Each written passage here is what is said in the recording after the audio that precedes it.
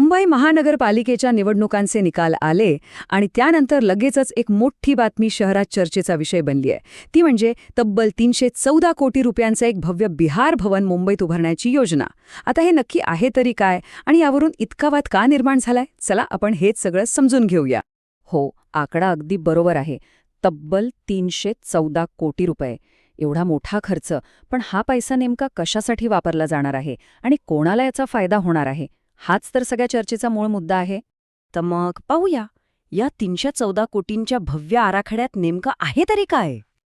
तर बिहार सरकार मुंबईच्या अगदी मध्यवर्ती भागात म्हणजे दादर परळच्या एल्फिन्स्टन इस्टेटमध्ये एक भला मोठा टॉवर उभारतंय.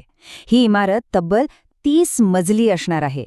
यामध्ये 178 खोल्या आणि 240 बेड असतील.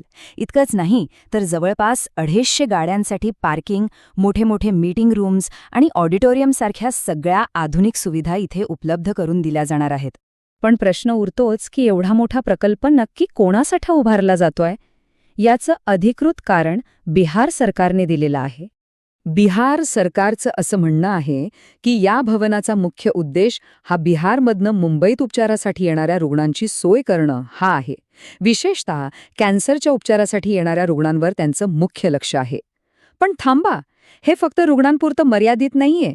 बिहारचे सरकारी, निमसरकारी अधिकारी आणि कामासाठी मुंबईत येणाऱ्या सामान्य नागरिकांसाठी सुद्धा